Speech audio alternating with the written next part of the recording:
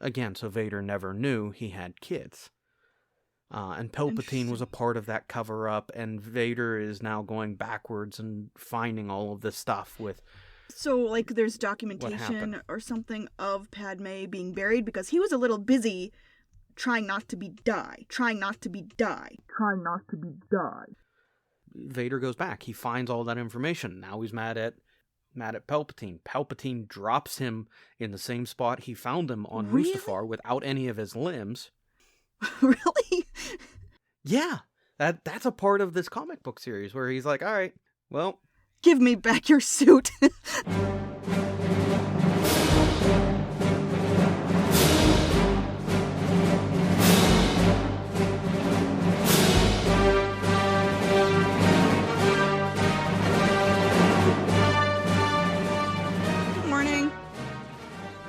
Morning, Lindsey. It's been 2 weeks since you and I have talked. Life's good? Yeah, life's good. I just got the Moderna yesterday. I mean, the day before yesterday. Oh, the first shot. Yep. How you feeling? I was really sore yesterday, but it's better today. Did you get superpowers? I can see through walls now. Sweet. That is the creepiest one ever. Yeah. So, I actually get my final shot. I'm really praying for Force powers because I'm getting it on May the 4th, and I'm getting my second shot of Moderna. So, come on. May the Force be with you. Give me Force powers. Right. Yeah, you will like this podcast. You will click, share, and subscribe. You will... Oh, wait. I don't have the second shot yet. Dang it. So in theory, if you were to suddenly develop Force powers, like, what would your speciality be? I definitely want the, wave your fingers and you will. That's like top of the list. Or the Force joke. Like Darth Vader, I find your lack of faith disturbing. Favorite moment ever. Really? Everything. I mean, for me, it comes down to that moment where it's, okay, this is like the pinnacle moment of Star Wars for me. There are lots of other moments, but that's the one I'm always like, ooh, pay attention, pay attention, pay attention. Mm-hmm. So... before we continue to geek out, maybe you should introduce what we're actually talking about, because I'm excited for this, and I'm already starting to be like a squirrel on crack. Yeah, okay. So we've been pretty serious the last couple of weeks with church and worship and all that stuff, and we decided it was time for a more fun episode where we could just sort of goof around and enjoy ourselves. And you asked me what we should do, and I have been reading a lot of Star Wars, I like Star Wars a lot, so I said, let's do Star Wars, and you about fell over in your chair, so that's what we're doing. I have been cautious about introducing this because it has always been like a very enjoyable fandom for me, but I've really, in the past, 10 years, it's really ramped up for me. And we'll have to talk a bit about kind of why that's happened for me, what pieces have fallen into place. But I mean, I came dressed for it this morning. I got the hat, I'm wearing the Kylo Ren hoodie. I got my solo blaster. Yes, let's go. Cool. Star Wars. So actually, I don't mind starting there. Like, why do you think you love Star Wars? And why do you think it's sort of increased in intensity in the past 10 years? What's happened in the last 10 years that made that happen? Disney bought it. That was a little over 10 years ago now, I think. All right, so child of the 80s and 90s. So that was a piece of the culture, kind of quietly. But I remember when the prequels came out, I remember going and seeing each of those in theaters, and the first one I must have been like a freshman. I think I was a freshman roughly. And my dad and I were debating, is that, really Emperor Palpatine? Is that Senator Palpatine actually Emperor Palpatine? How does that work? Okay. The second one, a friend and I, we dressed up as Jedi and had lightsabers and went to the premiere at our local theater 4. And the third one, I didn't have friends who were that level geek with me, so I just kind of quietly went by myself. Yeah. But I've always loved Star Wars, but where I've struggled with it is before the prequel trilogy, so kind of in the 90s, and then in the mid-2000s, a little with the prequel trilogy, there's the extended universe, Yes. which is now, it's all called Legends. Mm-hmm. And they were pumping stuff out in the extended universe so fast that it was hard to keep up with. Yeah. I was like half in that stuff, and it frustrated me, and I thought some of the storylines were stupid and didn't make sense, like the whole Yuzong Vong War from the later part of the extended universe series. No, I think it was stupid. Some people may disagree with me, but I think it was a bad spot to go because it was these extra galactic invaders who you basically needed a Death Star to destroy because they're coming in with these super bioships. It was weird. So, I mean, that part of Star Wars was killing it for me, where it was, whatever. Mm-hmm. I'll go when they come out with a new movie, and then they did the prequels and it went silent. But they also did, like, Clone Wars in that time frame, which, have you watched the Clone Wars? Really, I've tried to get into it before, and I couldn't get past the animation. I didn't like the animation at all, so Really? I only watched 1 or 2 episodes, but recently, like in the past 2 years or so, 2 or 3 years, I've gotten super into it, and I'm watching Rebels, and I really like that. So eventually, I'm gonna go back around and watch Clone Wars, because I think part of the fun is the Easter eggs, like meeting Oh my people and gosh. coming across people like, "Ooh, who's this? Who's this?" That's part of the fun, I think. It is, and I mean, you get into characters like Saul Guerrera, who you've watched Rebels, and you have old Saul who's there, but what made old Saul? And they go through that in the Clone Wars, they go through that in Rebels, and so they have this character development. It's not main character, but you get this, you know where he's going, Mm-hmm. but where's he been? And it's a fun little piece to Rebels and Clone Wars. I do love the Clone Wars series, and I'm excited because they're doing, you and I are recording this before it happens, but on May the 4th, I'll be getting, like I said, my second shot, and then coming home and watching The Bad Batch. I am excited. Yes. I am like, I've got goosebumps excited right now, because it's like, yes! Yeah. Because again, what they're doing with Star Wars right now, we'll have to argue about what they did with the sequel trilogy, but what they're doing with it right now, I enjoy it. I love it. I love the level of storytelling.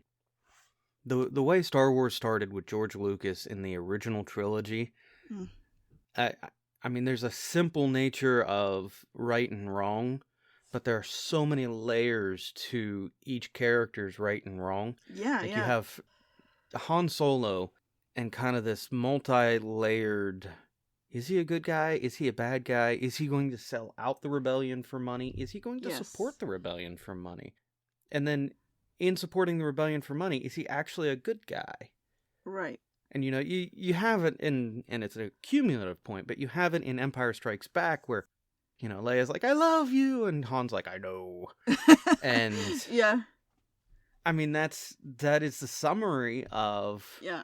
the relationship with Han, because it's, I love him, I know, but does he love me? And it's, yeah. See, I told you this was a dangerous topic. Yeah. This is like prime storytelling.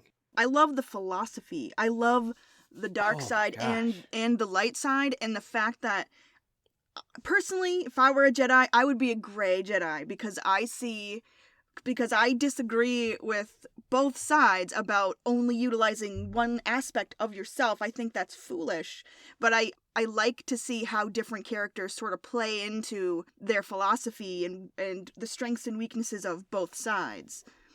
That's fascinating to me, really fascinating. Like Qui-Gon Jinn and his mix of, he's definitely a gray Jedi. Anyway, yeah. All right. You want something that blew my mind. I loved it, and it made my mind melt. In 2019, I had the opportunity, and I've talked about this in the past, former student who got me, my dad, and my son hooked up to go and see Galaxy's Edge, the Star Wars land, before it was truly open. It was a soft open. It was testing with some of the Disney employees. She was a Disney employee. And so we went into Galaxy's Edge. And when you go into Galaxy's Edge, it's not just a land, it's an immersive story.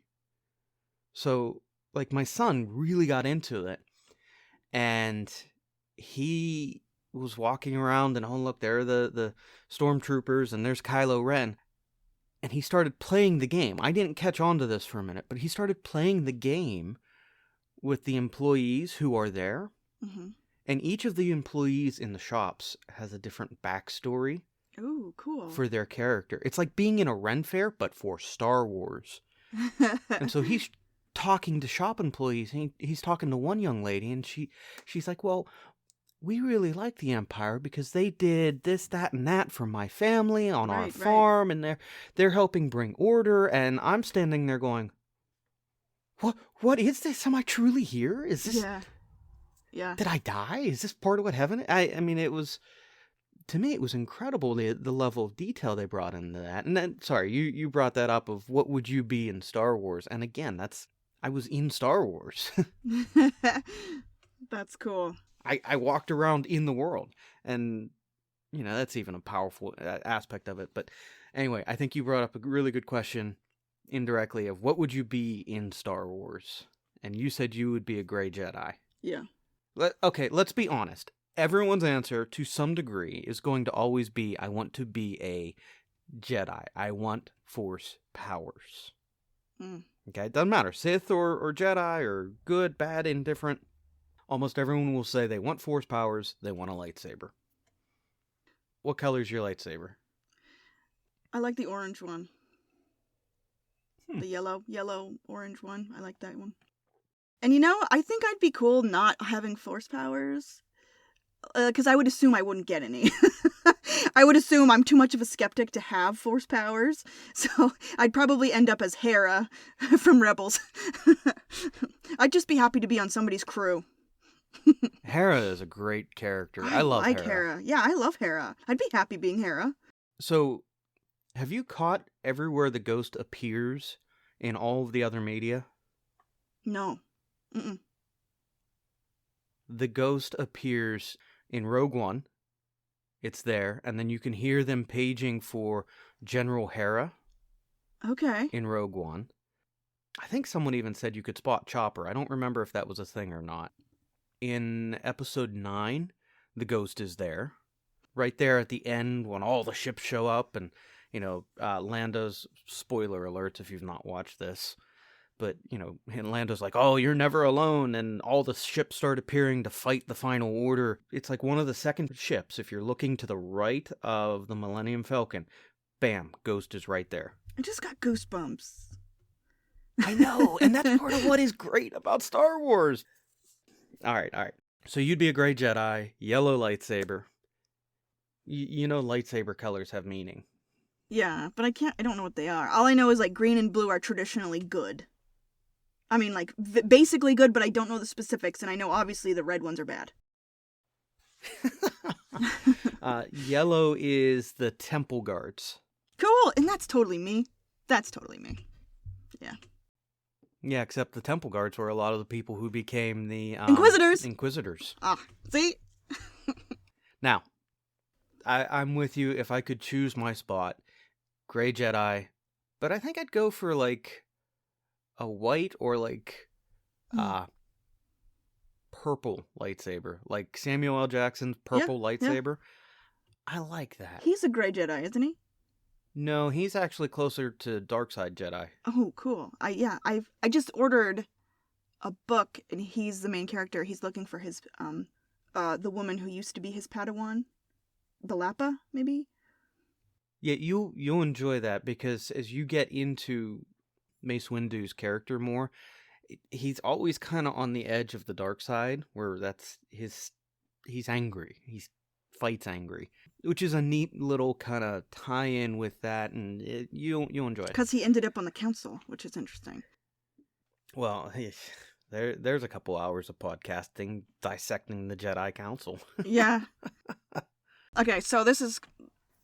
My dad gave me $100 for Christmas, which my dad's awesome. My dad spoils me. Still, to this day, he still spoils me.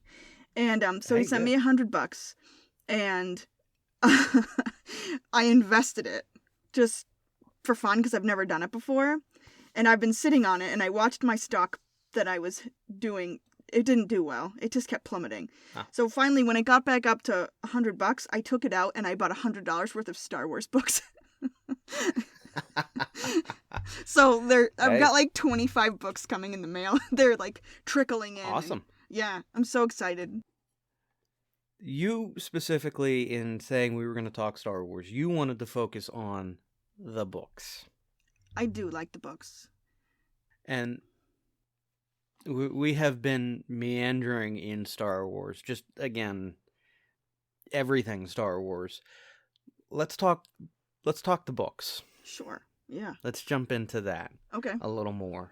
So don't let me go far into the movies or anything else. It's okay, and I don't mind. It's not that I don't like the movies. It's just my experience with the movies have been very cinematic. I enjoyed the movies from a cinematic point of view. I thought they were wonderful. But the more I read, the more I get why people were irritated with the movies. So here's why I love the EU. I have 4 kids, and Star Wars is the best escapist book you can imagine. It's not too emotionally, like, it's not too much drama. It's high-speed adventure. It's thrilling. It's fun. Sometimes it's scary. It's so exciting. I chew them out because it's so much more exciting than folding clothes or that's why I love it. It's so exciting. And why I know more about that really than the movies, because I can't spend 2.5 hours watching a movie, but I can read in the morning or whatever. So the books are excellent. Going back to what I originally said, I have read some of the Legends universe stuff before it was Legends. And there are books in the Legends that I love, like going back to the early 90s and Heir to the Empire, or Heir to the Emperor, and the introduction of just, he's a favorite that for the first time appears in any of the other media, was Thrawn. Yeah. Yeah. And when you get to Thrawn in Rebels, you will melt. It will be, yeah. Yeah. Cool. I mean, that's how I was when they brought Thrawn into Rebels. I was like, yes! Yeah! I was excited. Did you watch The Mandalorian? Oh, yeah. Yeah, I loved The Mandalorian. It was amazing. Yep. Okay. When, it was the middle episode of season 2. I don't know how you felt when they brought Ahsoka in. Mm-hmm. Remember that? Yeah. And she's fighting the woman in the keep who has the Beskar spear, and she's got her lightsabers, and they're hacking away, and she has this moment where they're facing off. The lightsabers are against the Beskar spear. They're face to face. It's intense, and she goes, "Where's your boss? Where's Admiral Thrawn?" I was sitting there in my seat, and I collapsed onto the floor going, yes! Bring him in! Bring him in! Bring him in! Because I just out of the Legends universe, and then even going into where they're at now and what they've been doing with Thrawn, Rebels and Thrawn, and yeah, Thrawn is a character that they have built, and they built him really well in all of that in all of the book series. He is an amazing character build. Yeah. Who you want to hate, but you love him. You love him. Because he's not just like a bad. He's Han Solo of bad guys. Yeah.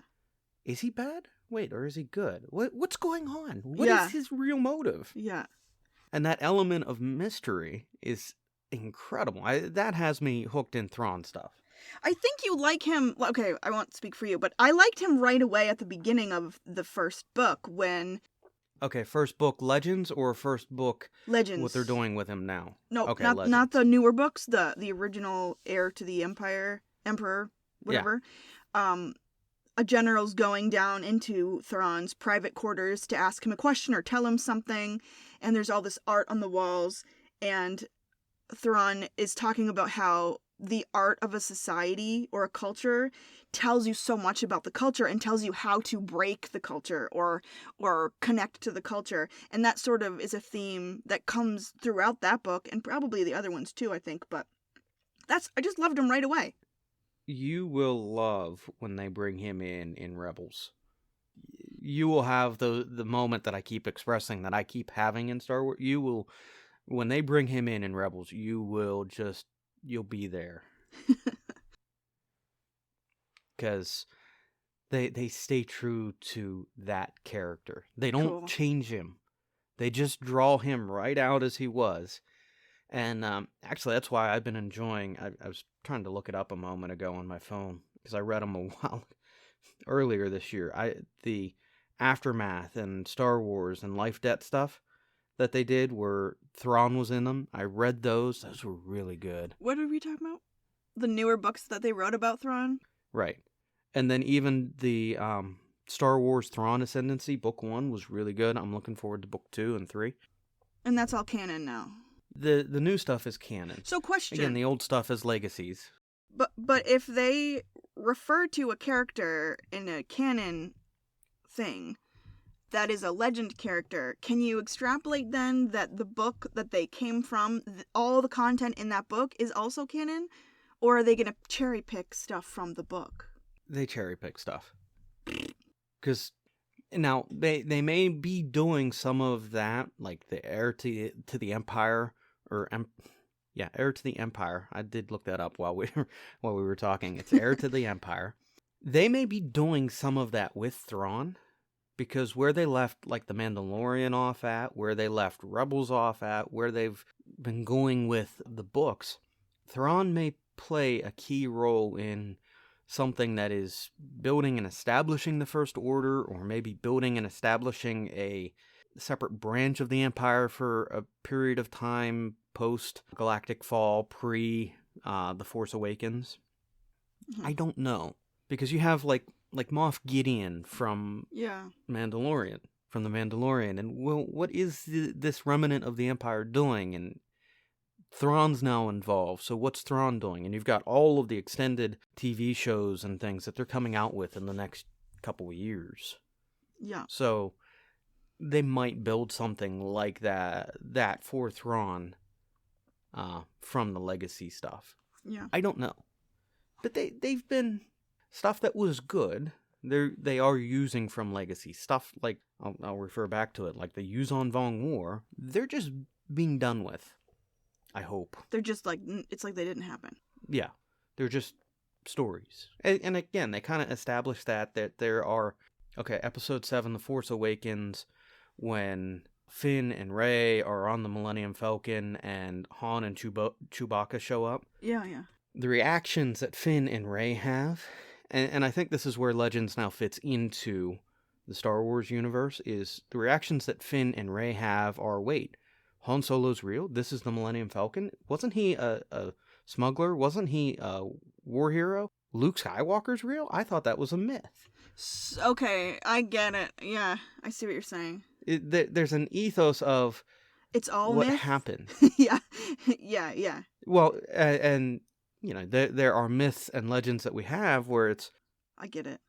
It's a small thing, but it's grown into this huge thing. And so I think that's kind of where Legends now fits in, of there's a lot that's happened. How much of it is truly what happened? How much of it is just making things bigger?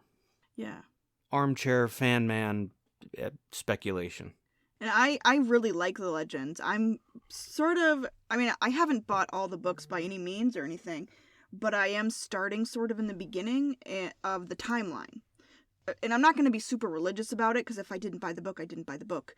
But I enjoy reading about the Old Republic, and I don't know a lot about the Clone Wars, because honestly, I didn't see the movies very much. And when I saw them, I didn't really understand what was happening. as far as the Clone Okay, Wars. when you say the movies, you're talking the prequel trilogy? The prequel trilogy? Yeah. Okay. I didn't really understand the Trade Federation and Separatists, and so I'm going back and, well, I'm reading about that stuff now, and I've discovered Wikipedia.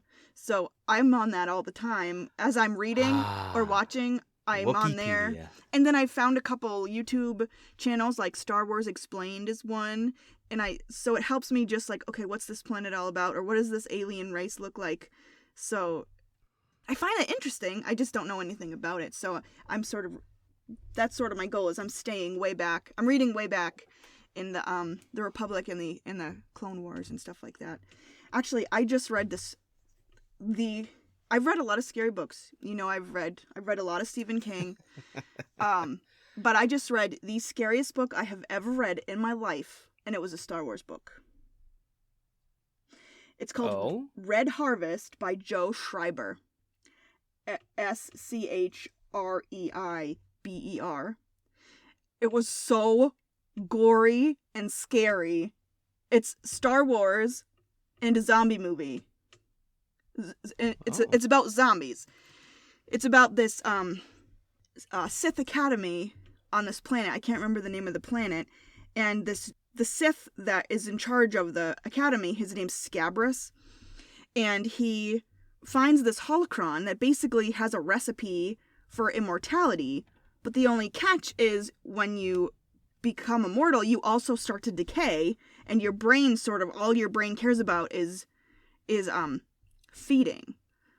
So he's trying to figure out a way to become immortal without also decaying, and he's using the Sith students as experiments, and it's really good. It's really, really good, but absolutely terrifying. It's absolutely terrifying. I recommend if you can stomach it, because it is gory. He doesn't pull punches. It's gory. Classic zombie movie I can handle. It's a psychological terror. This is plausible. Oh, it's not plausible at all, but well, I know, and that's where like Stephen King kind of gets to me, because it's that's plausible. Right. I get you. There are the supernatural elements, but it's like I'm now blanking. What was the one you had me read? The first one? I know, The Stand. The Stand. Yeah, The Stand. And again, it's the middle of the pandemic, and I'm like, I'm not okay with this. Yeah. But like a zombie thriller, okay, I'm in on zombie movies. Yeah. All right. Yep. I'm in on zombie books. All right. It's really good, and it's not long. And they introduced this concept that I'd never heard before of this sort of branch of the Jedi that it's the agricultural corps or something, like Jedi that either didn't really cut it as warriors or have a plant connection, like they're sort of connected to living things. So this main Jedi character, she talks to plants, like they talk to her, she talks to them, and she can like see out of she can see what they quote see. It's really interesting. And she connects to this special plant called a black orchid, and it can't live without her. She has to be connected to it in proximity. And it's this plant that Darth Scabrous is looking for. So it's really good. I don't want to give too much away because it was pretty fascinating. And you had no idea who was going to live. You had no idea at all what was going to happen. It was good. No, and you're fine. And that is part of what's neat with like getting into the extended universe stuff, into these, it's almost more personal stories where you can find yourself or find things you're sympathetic to or that you value within Star Wars. Like one of my favorite little kind of branches of Star Wars lore and story is Outbound Flight. Have you ever heard of that? Yep, it's on my list. I can't wait. Yeah. And that's just an enjoyable one. Just the idea of exploration, but then the exploration turns into an adventure and it's doomed, and we don't need to go into the full thing, but how does that fit in? What does that look like? What does, and that again plays into Admiral Thrawn a little bit, but Does it? More on him later. How? How does he connect to Outbound Flight? It's the Chiss who are, I forget what the role of the Chiss is in that whole spiel, but Thrawn eventually helps Palpatine cover up a piece of what happened with... Oh, okay. I might be getting some of the stuff wrong, but he plays a small part in helping cover stuff up, and he makes an appearance towards the end of it. I don't remember. It's been a while since I've kind of engaged with it. I'll have to look that up. But it's a neat little kind of connection into Star Wars, and what would it be to actually explore that universe? Yeah. Could you imagine being on a ship going outside of our galaxy? Yeah. And I love space exploration, but that's just a weird thought of going past the galaxy's edge. Whole other... who knows what. Pretty cool. The cool thing about Star Wars is if you read a Star Wars book and you don't like it, you read another one, because there's so many varied authors who have different focuses and write different ways. It's like the Star Wars, it's like George Lucas just created this backdrop for unlimited amount of stories and people, and it's unlimited. So there's so much to love. Yes. And it's amazing kind of how that has even played into the psyche of people with... have you ever been to an event where people are dressed up like their favorite characters or part of the 501st Legion? Have you heard of the 501st Legion? No. Oh. All right, the 501st Legion is something that you can join. Anyone can join. And it is the organization and chapters of people who dress up like stormtroopers, Jedi, Darth Vader, characters out of Star Wars. Mm-hmm. And they have a whole support network. They have, you want to join? We can help you build your costume, and your costume has to fit within certain parameters to be a part of it. And then they'll go and they'll do like visits at children's hospitals, or they'll go and do events. Like 5 or 6 years ago, Melinda decided to get me tickets to our local baseball team on their Star Wars night. So she got me tickets to take my son, and we went on Star Wars night to go see a ball game. And they had Darth Vader walking around. They had all kinds of stormtroopers walking around. They had Ewoks and Jawa and Jedi. Cool. And it was all people from the 501st Legion. And then the brain-melting moment that has always stuck with me, and you can see this over my shoulder. Mm-hmm. Yeah. It stuck with me, and kind of why I have that. I'll explain in a minute. But there was an R2-D2 mm-hmm. that was driving around at this baseball game. And that was the first time my son had seen R2-D2 like in person driving around, which was awesome. But just watching this R2-D2, you couldn't see where the guy was who was controlling it. So it really did look like it was autonomous. It wasn't just a guy who's like 10 feet back with this huge remote driving it. And it took me a couple minutes to find who it was. And there was a guy with his hands in his pocket wearing a hoodie. And they now make specially designed controllers. One can fit in each palm that you can drive R2s around with. So it's discreet and hidden. And it really looks like it's R2. It interacts like it's R2. And just watching my son interact with that. And, again, these are all people connected in with the 501st and what they're doing. But... all things aside with that, behind me is a 3D printer. I got into that because pandemic. I can get antsy and jumpy, and I like to fiddle with things, so I got a 3D printer. First thing I printed was, of course, my beautiful, amazing Han Solo blaster, which, It is beautiful. I love this thing. It is... I've never built a model and been so satisfied with the paint and the build of it as I am with that. But like 3 or 4 months ago, I made a decision, or a falling into the rabbit hole and then some decision, Mm-hmm. I want to build an R2. I want to build a full-size 3D printed R2-D2. Cool. And I started into that rabbit hole and it was, okay, I need to make a few upgrades with my printer before I can, start printing in the correct plastic so it's strong enough and can support itself. I'm at a stalling point because I've made all the upgrades, but I can't get the firmware figured out. But that's the 5-year plan. I'm going to build an R2. I want to, next time we talk Star Wars in like 5 years for this podcast, I want R2 sitting next to me kind of thing. Yeah.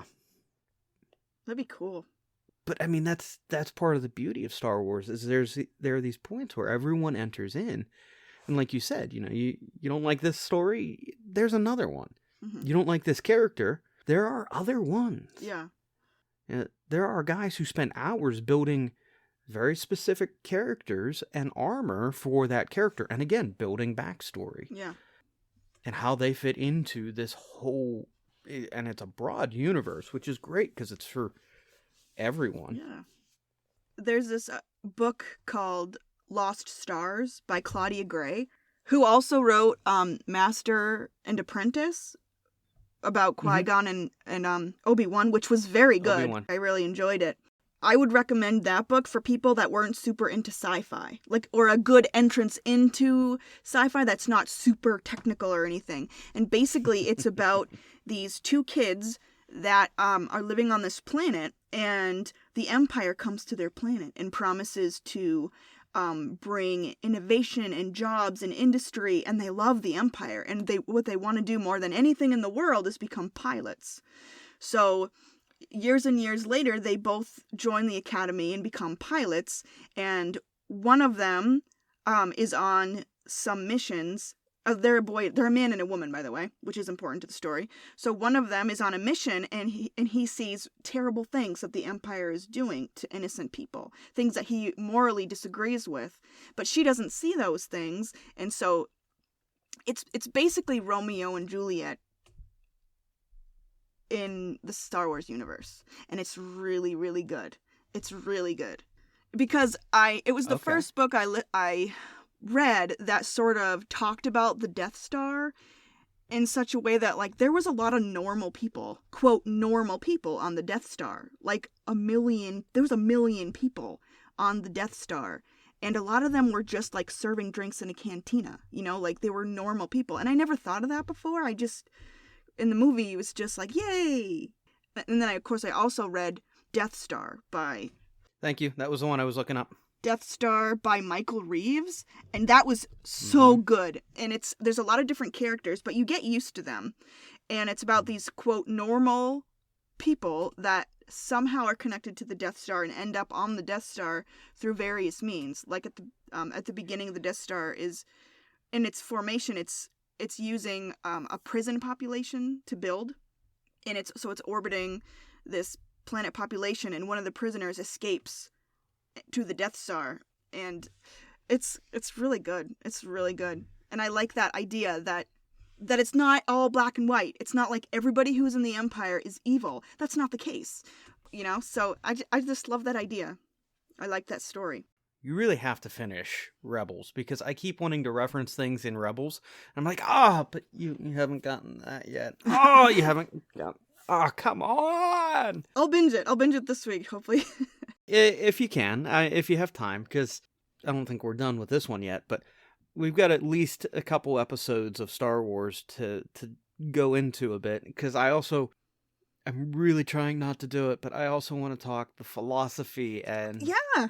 Right and wrong of Star Wars and that whole moral and ethical ethos that is intentionally written into it in the initial trilogy and then plays out in everything else, and why that's huge. And that's kind of my big area in Star Wars, because there are the similarities between... Trying to think how to phrase this. There are the similarities between what I'm trying to do in my work, career, and faith that George Lucas is also indirectly referencing and building into this story, this really well-written story, that anyone can engage in. But Interesting. that can be a teaser for the next one. So, I don't know how you feel about this, but what you just said about the philosophy and the light and the dark and good and evil, and coupled with the gray Jedi idea, is why I liked Kylo Ren a lot. Because to me, he epitomized this marriage of, I mean, he kind of lost the battle, you know, like he didn't do it well, but the good and the evil was sort of at war within him. He was sort of pulled in two different directions, and because he was angry, he sort of gave in too much to the dark side. Or I love his struggle. His character is so good because it's so complex. All right. I'm going to say a few things. Mm-hmm. I'm not in the camp of Star Wars fans who is up in arms and hates the sequel trilogy. Right. I'm not in that camp. And kind of part of the reason I'm not there is my philosophy is different with how I interact with Star Wars. But, like, original trilogy, I connect with characters. There are characters I'm invested in. And that investment is there in the sequel trilogy, but it dies with each of them. You know, you've got the first one where, again, if you haven't seen them, spoilers, be warned, there are spoilers. You know, you've got the first one, The Force Awakens, and Han dies. Okay, that's a little bit of my original investment. So, yeah. You've got the second one, which is, oh my goodness, what's episode 8? Last Jedi. Luke dies. And then you've got episode 9, Rise of Skywalker. Leia dies. And I knew going into these series, Force Awakens, I knew going into it, the end result of the trilogy would be Luke, Leia, and Han are going to be dead. Well, I had no idea. It was the only thing. And when they introduced Rey, Finn, and Poe... Oh, I see what you're saying. It was, okay, so who's who? And yeah, I never... Like, I like Poe. I like Finn. I like Rey. I like Kylo. But I don't really, like, connect with them. And I guess this is fair to say my philosophy in entering into the sequel trilogy is they're not my stories to tell. Lucasfilms didn't hire me to put the story out there, to direct it, to write the story. So my place, my part in that sequel trilogy is to enjoy it, to engage with it as a fan. And if I don't like it, well, that's my problem, not theirs. They've created the story arc. I can decide whether I'm going to engage with it or not. I think it's more worthwhile to engage with it and find the moments I can enjoy and the pieces that work for me than to just hate it flat It's a lot out. more energy to be hateful and angry. It is, and it's not... Like, Force Awakens, I do like The Force Awakens. They build this tension and mystery, and it's good. Last Jedi, I think they left story elements on the floor, kind of thing. Where they told a good story, but it felt like it was missing pieces. And then Rise of Skywalker just felt rushed. Yeah, it did. Like it was a race to the end. And that disappointed me because there's so much going on, such a rich tapestry, and I get McDonald's instead of the full feast. Yeah. That they keep kind of just touching. Yeah. But I do like the character developments. Again, because I came in at the original trilogy and then the prequel trilogy, my investments in Han, in Luke, in Leia, and who they finally get Luke to be in episode 9, I would have loved to have seen kind of more of that transition in The Last Jedi. Yep. But what were we talking about? I went off a deep end there. Oh, the complexity of Kylo Ren's character. I was just saying that I really like his character in the...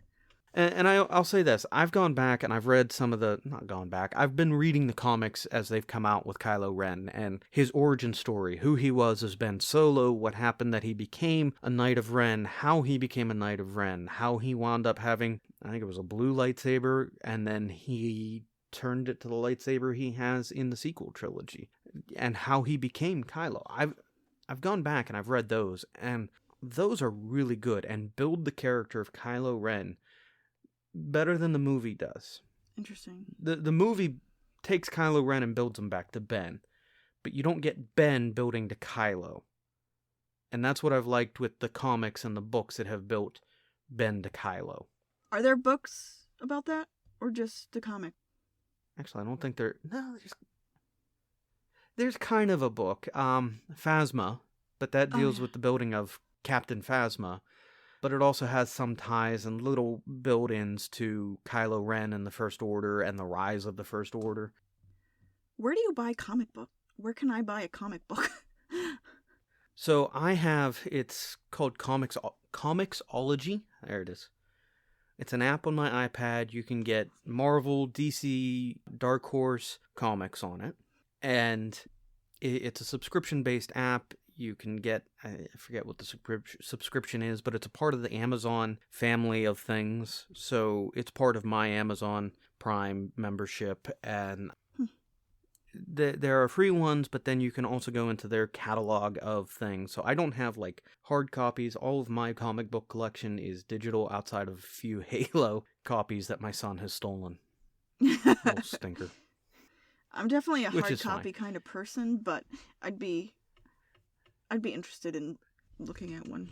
Yeah, I'm reading. It's actually really neat. It's kind of helping establish some of the between of the fall of Palpatine and the rise of the First Order and then the Final Order. But it's Darth Vader, and it's a series that deals with Darth Vader's failure at the end of Empire Strikes Back. So this happens between Empire Strikes Back and Return of the Jedi. Mm-hmm. And Vader has, failed to turn Luke over to the dark side. There was the failure of the first Death Star and him not being able to save that. So he's not in Palpatine's good graces.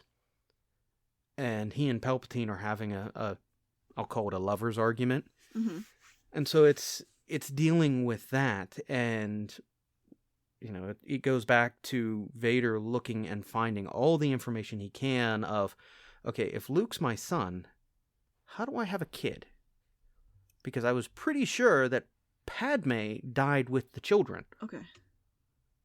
End of episode 3, and they cover this in some of the extended universe. When they bury Padme, they bury her like she's pregnant. Like the children were lost. Again, so Vader never knew he had kids. And Palpatine was a part of that cover-up, and Vader is now going backwards and finding all of this stuff with... So, like, there's documentation or something of Padme being buried, because he was a little busy trying not to die. Yeah, and they show it at the end of episode 3, where they're having the funeral for Padme in Naboo. When he's getting his suit and everything. Right. So, I mean, there's documentation that, okay, Padme died, and then Palpatine just had it that, okay, she died, and the children died with her. Palpatine was in on that? Palpatine was in on Which that. makes sense, because he doesn't want Darth Vader to have ties at all. Well, not only that, but then it's, okay, if the Skywalker line is this powerful, I've got 2 Skywalkers kind of out here now that I could possibly find. Now, he wasn't in on, like, the Jedi, Obi-Wan and Yoda and, oh my goodness. Antilles. The adopted father. Bail Organa. No, not Antilles. Bail Organa. He wasn't in on them being the ones to get the kids, but... Right. Palpatine. Well, even Luke, I mean, yeah, because when Anakin finds out, when Darth Vader finds out that there is a Luke, he wants to turn Luke so they can rule together. I think that's in Death Star. Is that Death Star or Shadow of the Empire? Shadow of the Empire, actually. It's Shadow of the Empire by, I think that's Michael Reeves, too. Okay. And that, again, I mean, that's part of the richness of this, where, I mean, the comic book series I'm reading has been, Vader goes back. He finds all that information. Now he's mad at Palpatine. Palpatine drops him in the same spot he found him on Really? Mustafar without any of his limbs. Really? Yeah. That's a part of this comic book series where he's like, all right, well, Give me back your suit. yeah. So he drops Vader, burnt and crippled, back in the same spot, saying, survive or die. Come find me when you survive. And he sends assassins after him, and there's fights, and there's these epic battles. Wow, And that's cool. Vader finally finds Exegol. Exegol. There we go. Yeah.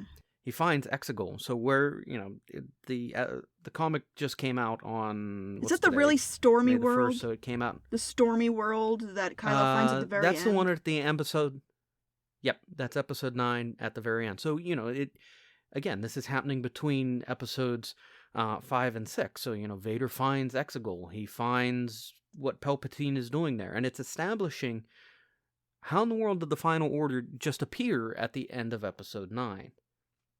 And I feel like that's what the books and the literature are doing right now, is kind of filling in all of these gaps, all of these rushed story moments of episode 9 of, okay, well, the Final Order was actually established all the way back here with the Sith cult, going back into the original trilogy, and yeah, Darth Vader actually knew about it, and yeah, while they're building Death Star 2, Palpatine's actually building those Star Destroyers with the planet-killing cannons, because, that really actually makes sense. Why not just build one of the stupid Star Destroyers out there? Sometimes Star Wars doesn't make sense, but here we are. Yeah, interesting. Because, super huge battle station against a fleet of planet-killing Star Destroyers. I didn't like that either. That's an annoyance to me. I didn't like that either. I think the problem is you can't... I don't like the skip of logic. Yeah, but you can't really up the ante from a machine that can kill a planet. Yes, you can. No. How can you up? Yes, you can. Star Wars Legends, I don't remember the book series, but there is the Sun Crusher. Oh, yeah.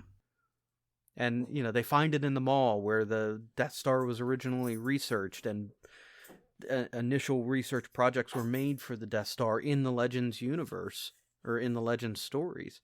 And you have the Sun Crusher that just destroys a whole solar system. Yeah. Now, going from solar system, your only other option is Galaxy Destroyer. Which is silly.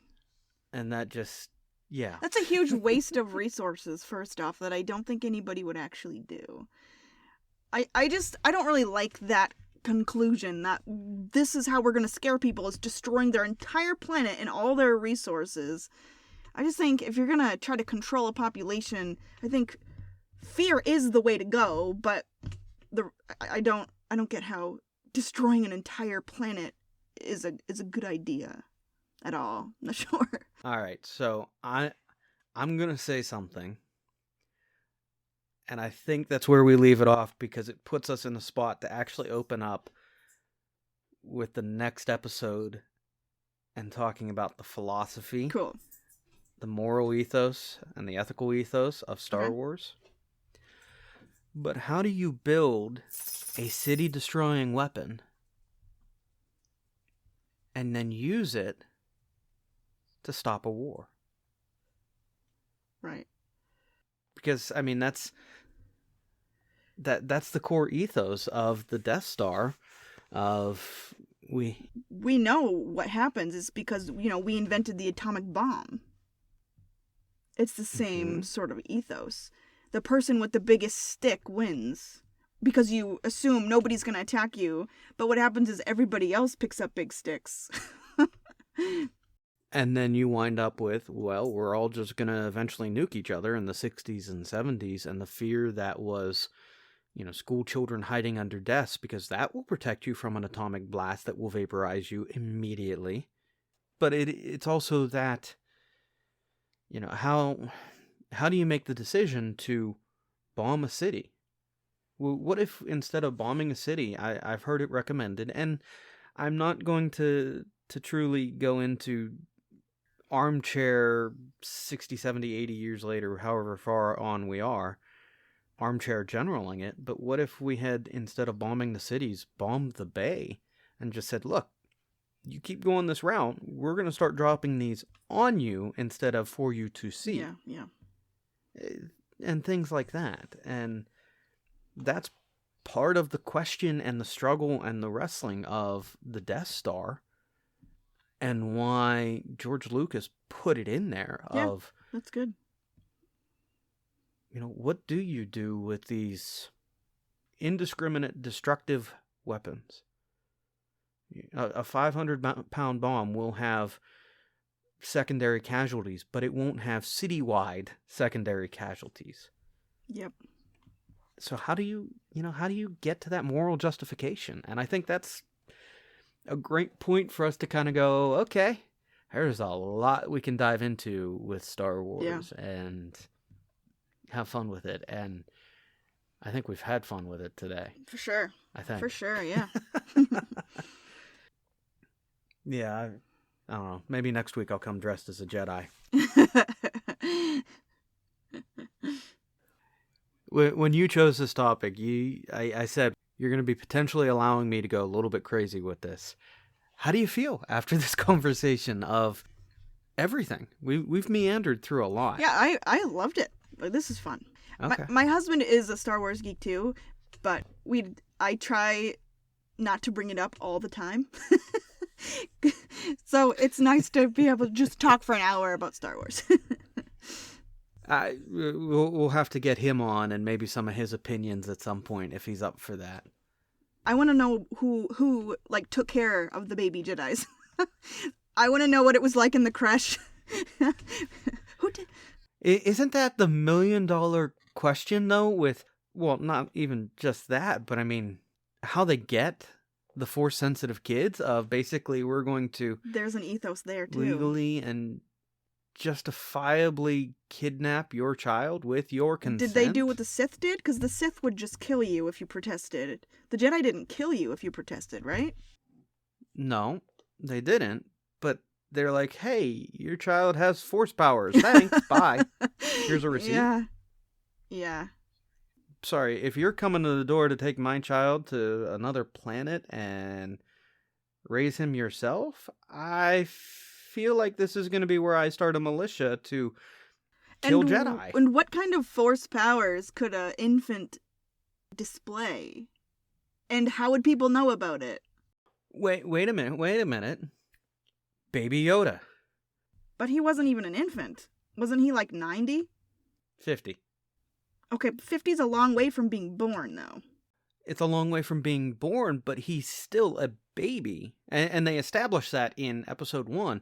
Different species age differently. Where Yoda was like 900 some years old. And baby Yoda is all of 50 and still a child. Yeah. So who's telling? Are there like spies everywhere or people? I don't know, but the number of questions around Baby Yoda are tremendous, and some of the Force powers he's shown, like the Force choke. Okay, wait a minute, wasn't that a dark side power? And then you find out, from Ahsoka in the second season, he was in the Jedi Temple. How'd he get out of the Jedi Temple? Yeah. The end of that second season, does he recognize R2? Yeah. And how about, do people have light side or dark side powers? Is that just like a personality thing? Because before you're trained, like the Sith train you to be awful. Because at the beginning, like in the beginning of stories that are about Siths, you start off kind of liking the people, the characters. Because they're you empathize with them, you kind of get where they're coming from, but the farther on in the story, they become more and more terrible because that's what the Sith training and the Sith life does. So, is that the same with the Jedi? At the beginning, you're sort of a mixed bag, right? Anyway, sorry. I know we're supposed to be ending now, but... Well, and that's even... There's been a push within the fandom to have Keanu Reeves do a series or appear in a role as it would eventually be Darth Raven, I think. Revan. And no, it's not. Yeah, but he starts as a Jedi Knight, and just the slope he goes on to Sith, and the story that is, and things like that. So, yeah, I'm reading that right now, by the way. Oh, are you? And this is where that final question with what you were asking actually comes in a bit, because in episode 9, you have Rey, who has been training to be a Jedi, who is establishing herself as a Jedi. And you have that huge scene that leaves you on a cliffhanger where Chewbacca has been captured by the First Order, and she's just knocked Kylo Ren out of his TIE fighter, and wait, is that Chewbacca or the First Order escaping with Chewbacca? And she pulls that ship and then blasts it with Force lightning. Yeah. Wait a minute, isn't that a dark side power? Yeah. Isn't Rey supposed to be a Jedi? Yeah, interesting. Very, very interesting. What's going on? So, yeah, and that's part of the beauty of Star Wars. Who knows what's going on? Yep. So, well, not who.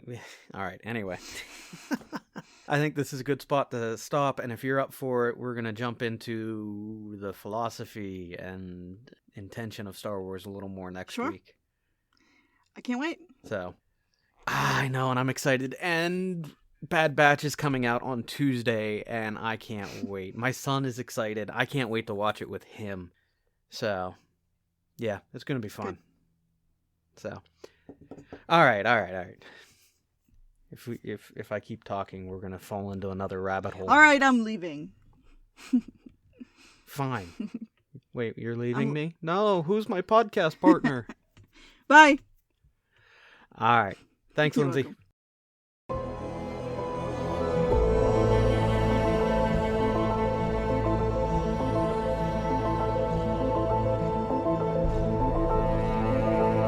Thank you for listening to the 42 podcast. Please take a moment to like and subscribe, and if you want to join in on the conversation, you can find us on Facebook and Twitter to add your voice to the conversation. Thank you.